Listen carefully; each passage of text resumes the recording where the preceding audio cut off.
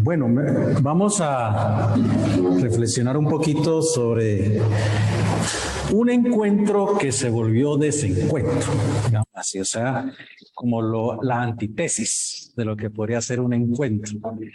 Pero que, bueno, en últimas es un encuentro, así se vuelve en desencuentro. Esa es la paradoja, ¿no? Hay una paradoja ahí. Y es esta experiencia de Jesús ante Pilato. Y sobre todo voy a apoyarme en el texto, la narración que hace el texto de Juan, del Evangelio de Juan. Entonces les invito a que tengan su texto ahí, Juan capítulo 18. Viviana propuso el verso 33, pero realmente deberíamos de por lo menos leer desde el verso 28 para poder tener un poco el contexto.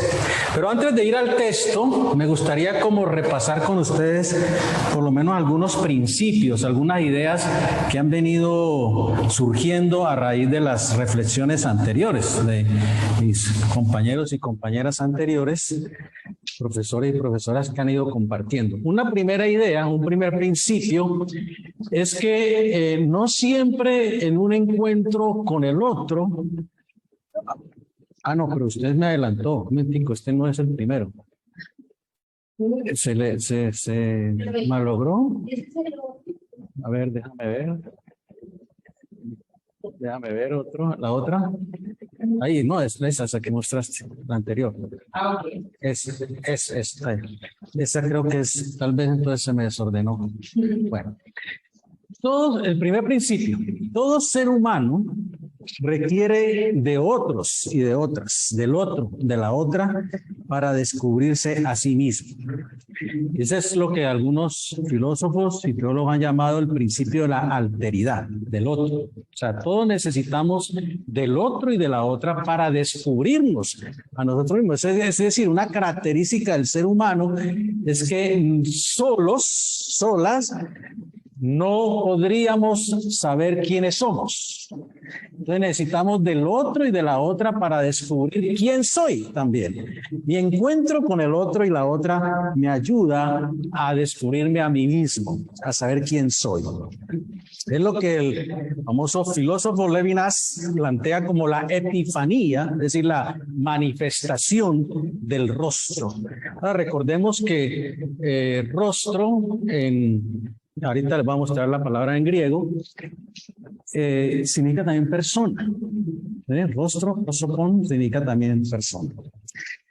Dice este teólogo, Carlos Mendoza, dice, por lo tanto, es un éxodo, una salida existencial, la que sucede en nosotros y nosotras, el que vivimos como seres humanos en estos términos, porque es llamado, convocado, inspirado por el rostro del otro, por el otro y la otra, que es quien manifiesta esa alteridad radical. Entonces, este es un primer principio. Ahora sí, si quiere puede devolverse. Ese es el segundo. Muchas gracias, Diana. No siempre, y el segundo principio, no siempre en un encuentro con el otro y la otra se le va a reconocer como persona o nos vamos a vernos reconocidos como personas. Entonces, aquí es donde viene la paradoja. Entonces, la palabra prosopon en griego significa tanto rostro como persona. Bien lo interesante. Entonces, existe la posibilidad que en el encuentro con el otro y la otra se genere más bien un desencuentro, o sea, una antítesis, un desconocimiento, un ocultamiento, inclusive que se violente y se aniquile al otro. Ven ustedes la paradoja ahí. Y un ejemplo de eso es lo que llamamos el descubrimiento de América por Europa, ¿no? Donde no ese encuentro entre europeos y aborígenes nativos nuestros, antepasados, antecesores nuestros, no siempre generó un reconocimiento del otro y de la otra. A veces más bien generó un desconocimiento, una violencia, un atropello, un aniquilamiento. Además, en esa época algunos teólogos españoles se preguntaban y discutían si el indígena, el aborigen que habían descubierto en estas tierras, tendría alma. Algunos se preguntaron eso, ¿no? ¿Será que tienen alma? Algunos consideraron de que nuestros antecesores eran semi-humanos. No eran humanos totalmente. Ven ustedes, hasta ahí llegó el tema, ¿no es cierto?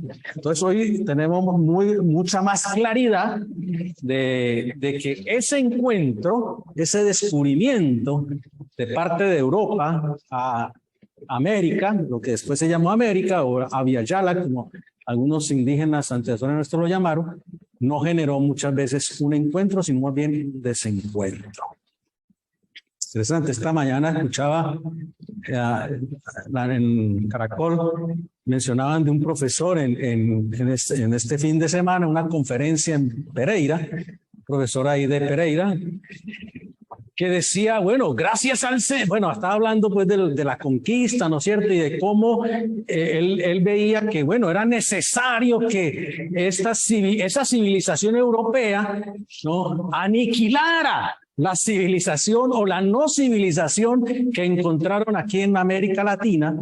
Era necesario. Y inclusive dice la expresión, gracias al Señor, ¿no es cierto?, aniquilaron, mataron a nuestros indígenas. Qué terrible, ¿no? Terrible. La expresión, inclusive, estaban mirando, algunas entidades se habían pronunciado en contra pues, de esta frase, este profesor, inclusive estaban pidiendo explicación a quienes le habían convocado pues, a su conferencia. Tercer principio, compañera Viviana. Pero podemos decir, y aquí viene como la síntesis, ¿no? La tesis, antitesis, síntesis, ¿no? Sí, está bien, ¿no? Hemos aprendido algo de filosofía, hemos aprendido. Podemos decir que todo encuentro genera una transformación, para bien o para mal. Todo encuentro genera una transformación. Hay encuentros que a veces no quisiéramos, ¿no?, tener, o hay encuentros que nos han causado problemas, ¿no es cierto? Y hay personas con las cuales dicen, uy, ojalá no me vuelva, ay, Dios. Señor, por favor, que no me vea. ¿Cierto? ¿Le ha pasado a usted o no? Tenemos que ser sinceros, ¿no? A veces nos queremos ocultar. De pronto, no, ay, yo no me quiero encontrar con esta persona. O a veces también pueden decir eso de nosotros, ¿no? Uy, ojalá yo no vea a ese profesor por ahí. No. Bueno. Entonces, pero todo encuentro genera una transformación en los sujetos. Algunos dirían sujetas también, pero bueno. Digamos, por lo menos debemos el sujeto. Un aprendizaje. No salimos igual de un encuentro. Así sea para bien o para mal. ¿Estamos de acuerdo ahí? Todo encuentro, así no sea un encuentro positivo, constructivo, de todos modos nos genera en nosotros una transformación, un cambio, para bien o para mal. Entonces, para bien o para mal, para construcción o para deconstrucción, como dicen ahora los postmodernos, hay un cambio, una experiencia que podemos capitalizar. Me parece que eso es importante, ¿no?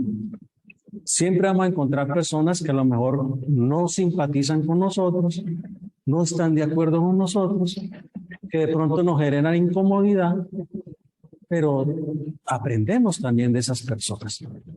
Especialmente me acuerdo siempre de cuando Idalia y yo llegamos a Bogotá a pastorear la iglesia menonita en Ciudad Berna. Una hermana de muchos años, de mucha tradición en la iglesia, ella decía que había puesto la segunda piedra, ¿no?, de la iglesia, ¿no? La primera la puso el misionero y ella puso la segunda. Entonces, esta mujer era tremendamente complicada, conflictiva. Bueno, ahorita pues ya ha ido cambiando, ¿no? Ha ido cambiando, pero tremendamente complicada, conflictiva. Y un día nos sentamos con ella, con su esposo, con su nuevo esposo que ayer era divorciado. Dijimos, bueno, mira, está bien, no nos queremos mucho, no, pero pues no tenemos que ser enemigos. Somos hermanos, venís a la misma iglesia, yo soy el pastor, Daria pastora, ¿y qué vamos a hacer? Pues aprendamos a entendernos, a comunicarnos. Y yo le decía a ella, mira, Tú a veces tú tienes mucha verdad y tienes muchas cosas, tienes razón, pero no sabes decirlo. Y herís cuando lo decís. Lastimás. Entonces tienes que aprender a decir tu verdad, que a veces es verdad. O sea, tenías razón, a veces tienes mucha razón. Pero tienes que aprender a decirlo. Porque lastimás cuando decís, cuando hablas, ¿no? Y bueno, después de un tiempo ya aprendimos a querernos un poquito más con ella y aprendimos a trabajar mucho con ella. Y mi estrategia fue, ahí los que son pastores tomen nota, mi estrategia fue, esta hermana hay que ponerla a hacer algo. O sea, hay que ponerla a hacer algo. ¿En dónde está? ¿En dónde puede ayudarnos? Entonces le pedimos que empezara a discipular a algunos hermanos. Le dimos una de las clases de discipulado. ¿Qué mujer para hacerlo bien? O sea, puntual, estaba allí, hacía seguimiento, me decía, pastor, mira aquí, mira acá, estoy con estos, con esta, este avanza, este no avanza. Genial, ¿no? Genial para discipular. Una maestra impresionante. Bueno, no todo encuentro genera cosas positivas, pero todo encuentro ¿qué? Nos transforma. ¿De acuerdo ahí? ¿Está bien? Los 3 principios. Vamos por ahí. Y eso lo hemos venido aprendiendo pues en estos días. ¿Qué sucede en el encuentro de Jesús con Pilatos? Capítulo 18 de Juan, verso 28 en adelante. Si quieren ustedes, alguien me puede ayudar con la lectura. Si quiere algún hermano o hermana, puede prender la Biblia, por favor, y leer. Verso 28 al 38. Cualquier versión, pues está bien. ¿Quién se anima? No es un encuentro forzado. No, pero no allí, en el texto bíblico. ¿Tenés la Biblia? Mira, aquí así. No, está en Nuevo Testamento también, Juan. Sí, no, Juan capítulo. Adelante, mi hermano.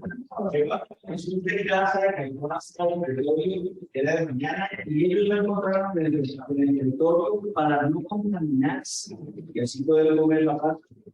Entonces salió Pilatos a ellos y les dijo, ¿qué expresión trae con ese hombre?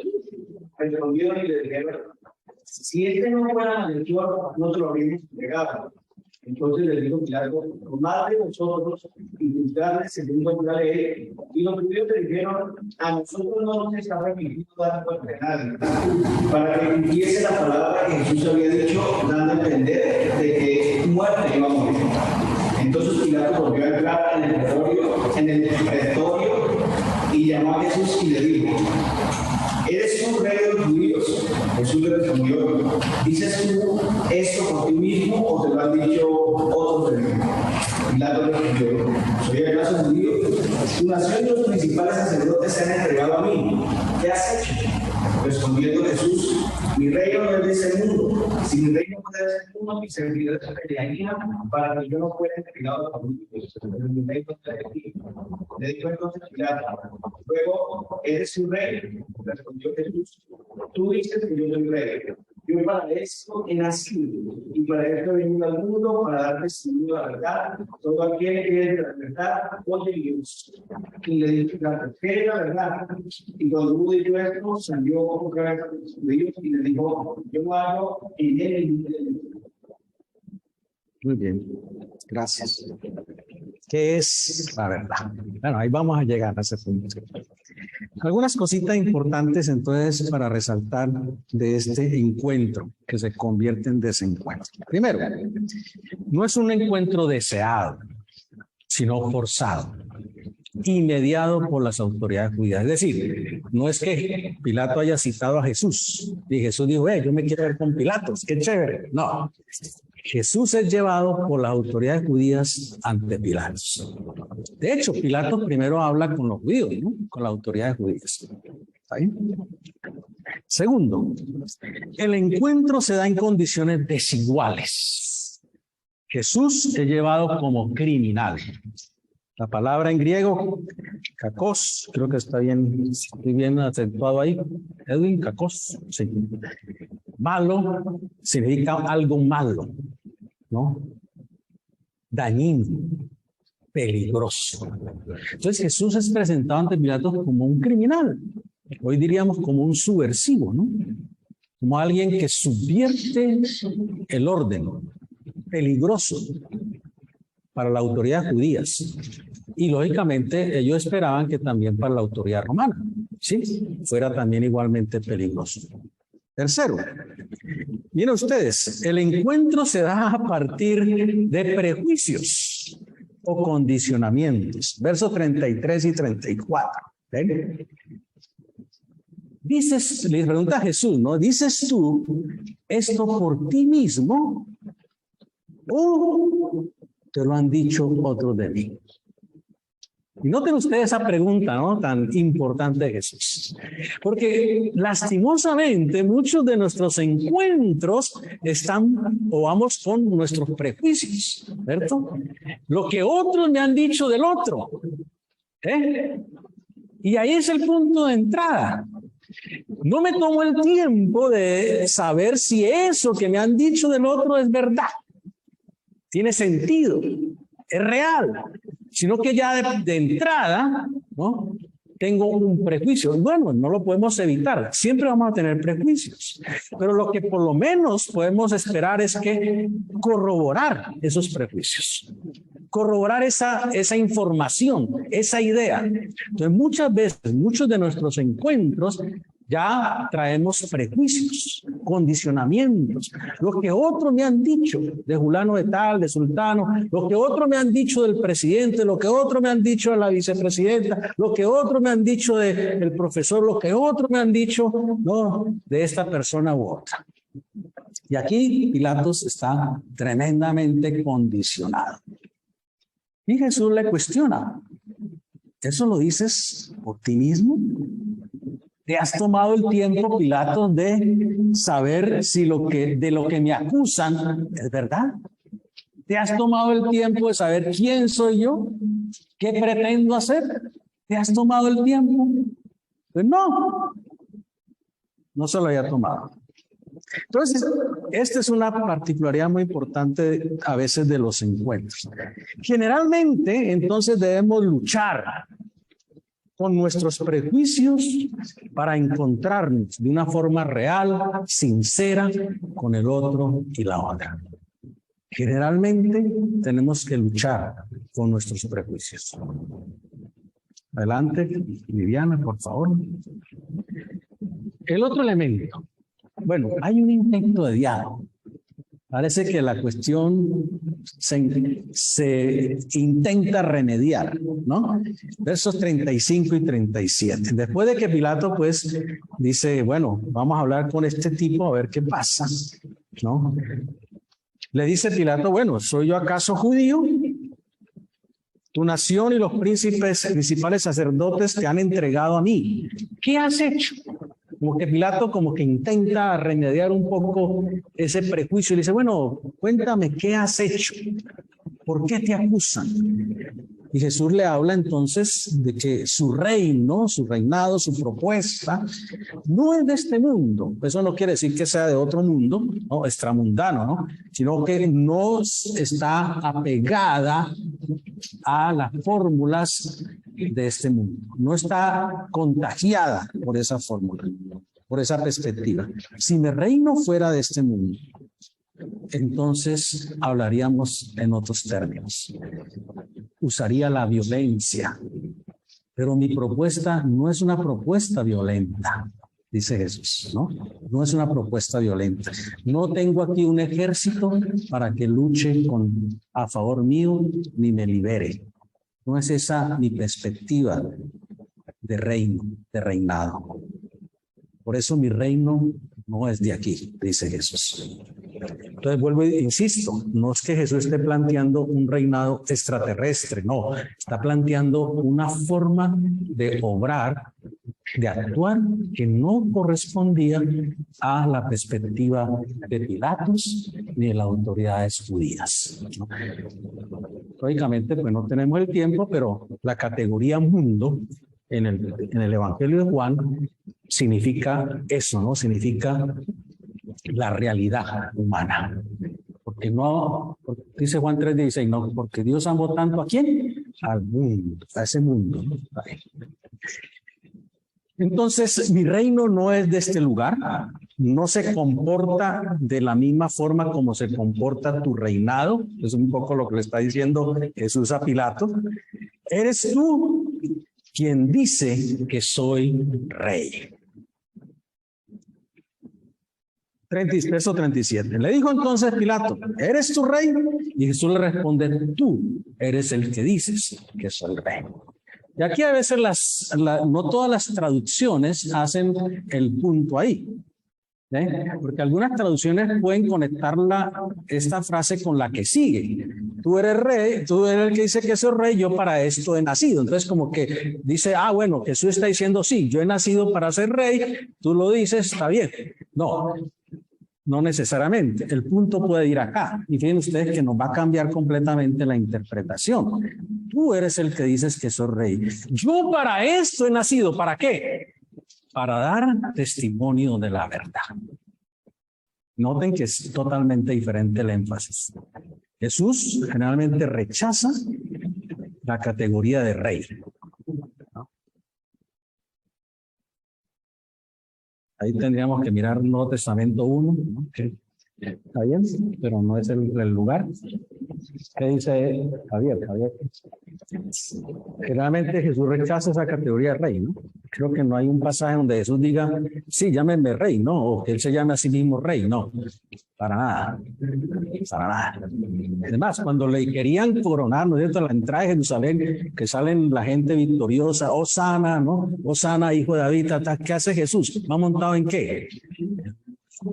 Totalmente antitético, ¿no? Totalmente deconstruye eso. Y Jesús dice aquí algo que es para mí fundamental. Para esto vine al mundo, para testificar, para declarar, como dice su versión ahí, la verdad. Ahí también hay diferencias en las versiones, en las traducciones.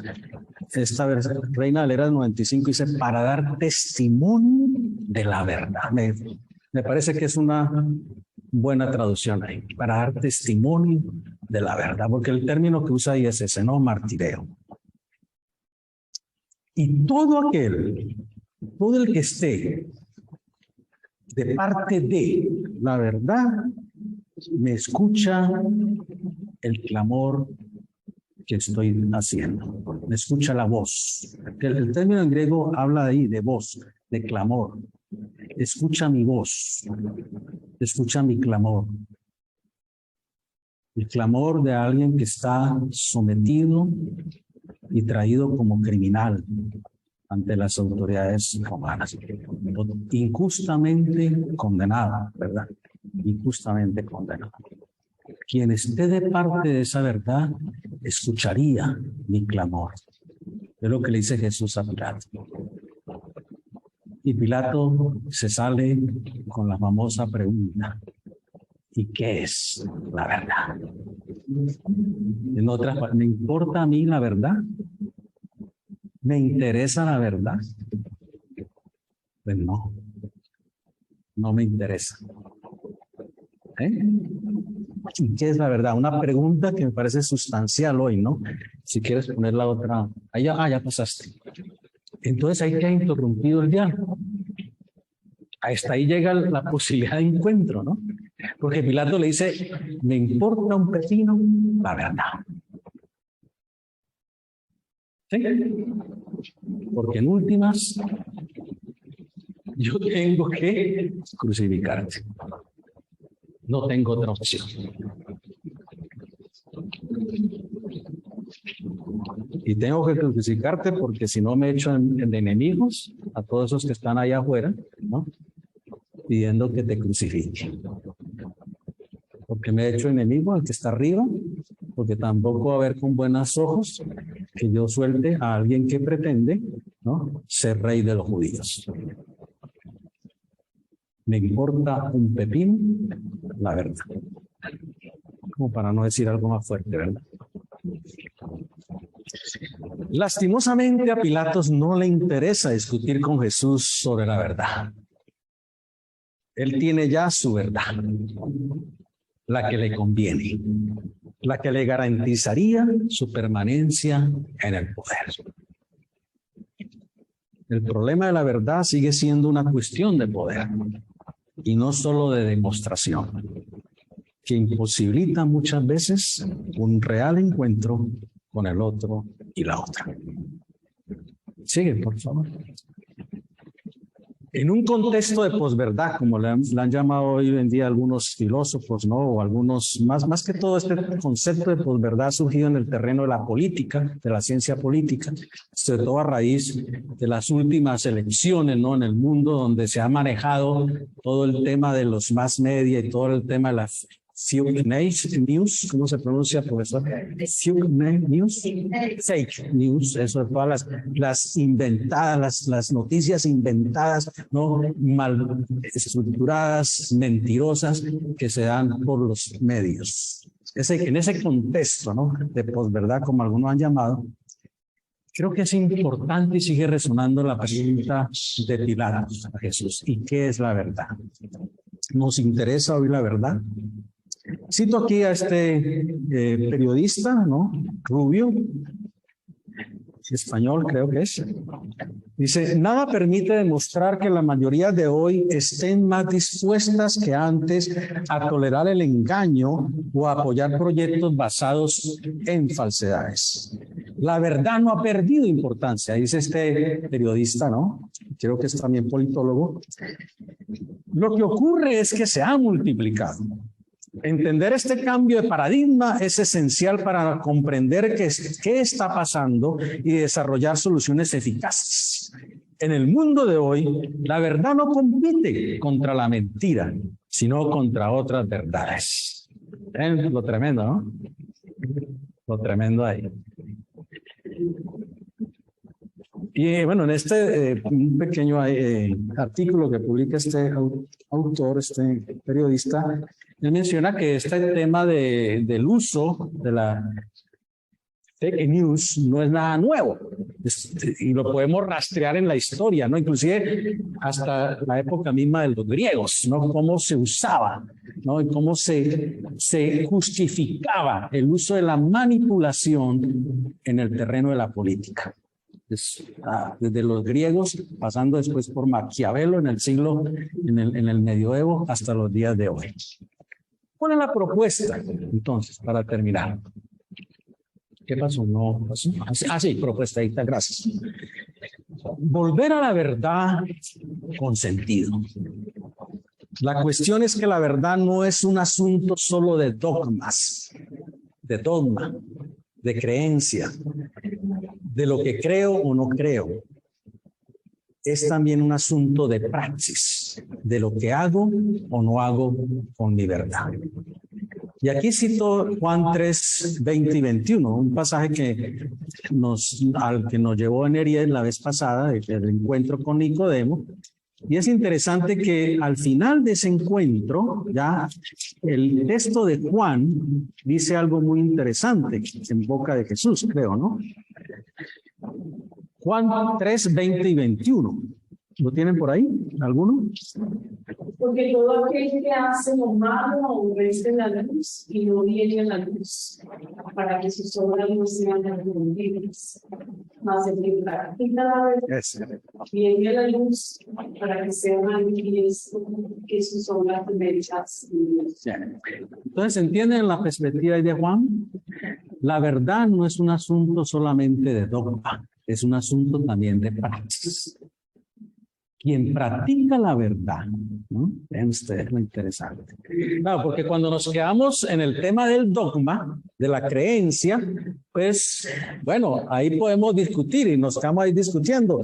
Y usted dice que, sí, usted dice que Jesús es trino, ¿no? El otro dice, no, que Dios es trino, no, que el otro no, que Dios no es trino, que Dios es único, tal. Entonces nos quedamos en el tema del dogma y ahí nos podemos quedar toda la vida.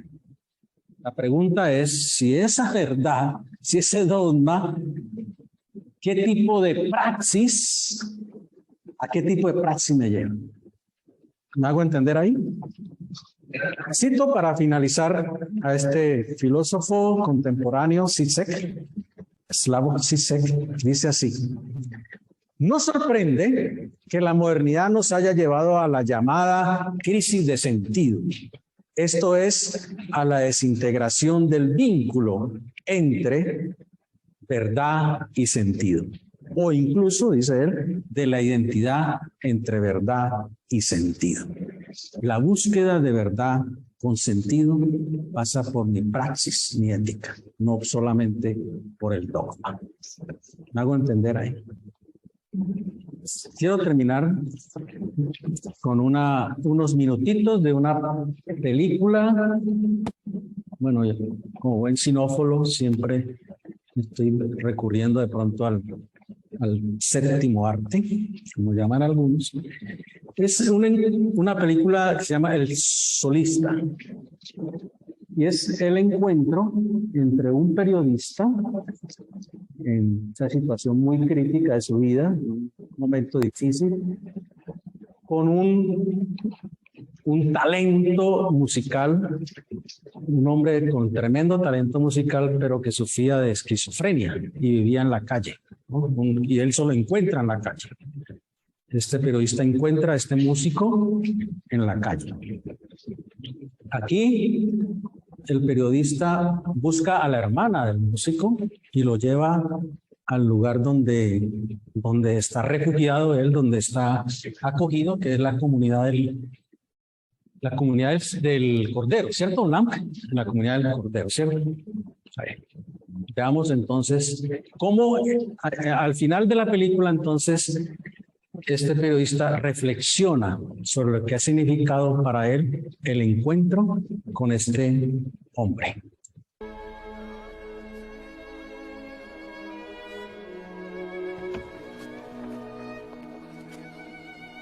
¿Todo bien? Yo la esperaré aquí fuera.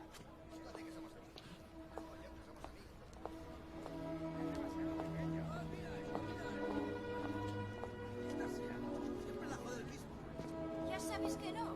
Él me pide que vaya a la tienda y ya sabes, tengo ganas de beber y todo eso. Pero no voy a beber. Entonces vas y... ¿Aún me querrás? ¿Como al principio? No. Sabes que si voy con él, voy a Si beber. dices que sí, significa que tú y yo estaremos Entonces, ¿por siempre qué me lo juntos. preguntas? Ya lo he dicho. Por eso, yo te digo que sí. Te quiero, Melissa. Yo también te quiero, vale. Caras diferentes en Cleveland, seguro que ahora se disfrazarán. Se disfrazarán todos de gente distinta, pero en Los Ángeles, en Cleveland. Y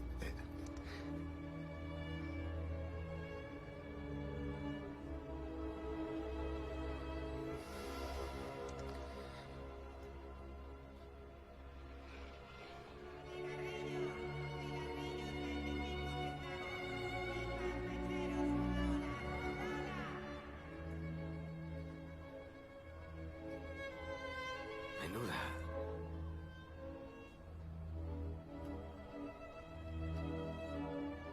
Vida hemos tenido, ¿verdad? Sí. Sí.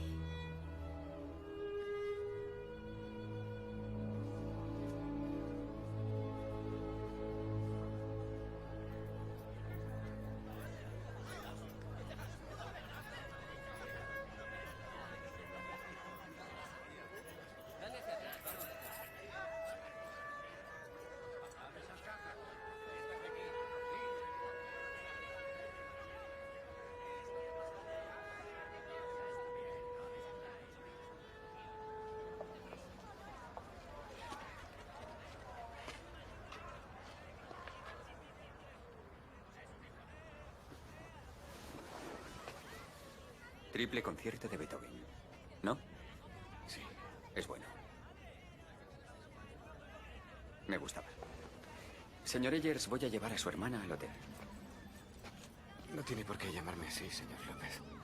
Lo sé. Pero así debía haberle llamado siempre. Le dije unas cosas terribles, señor López. Ahora me arrepiento de haberle dicho todo eso. Los amigos a veces se enfadan, ¿verdad? Forma parte de la relación. Pero no me imagino que quiera ser amigo mío después. Después de haberle dicho esas cosas, es... Señor Ayers, es un honor ser su amigo.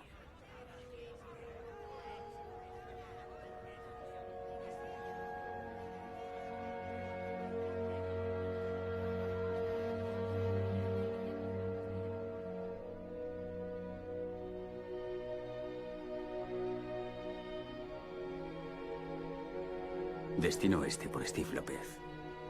Hace un año conocí a un hombre que pasaba una mala racha y creí que podría ayudarle. No sé si lo he conseguido. Es cierto que mi amigo, el señor Ayers, ahora duerme bajo techo, tiene una llave, tiene una cama. Pero su estado mental y su bienestar son tan precarios ahora como cuando le conocí. Hay personas que me dicen que le he ayudado. Expertos en enfermedades mentales que aseguran que el simple hecho de ser su amigo puede cambiar la química de su cerebro, mejorar su desenvoltura ante el mundo. No puedo hablar en nombre del señor Ayers a ese respecto. Tal vez nuestra amistad le haya ayudado o tal vez no. Sin embargo, sí que puedo hablar de mí. Y puedo decir que al ser testigo del valor del señor Ayers, de su humildad, de su fe en el poder de su arte, he descubierto la dignidad de mantenerse fiel a aquello en lo que uno cree, de saber conservarlo. Y sobre todo de creer que sin duda nos ayuda a salir adelante.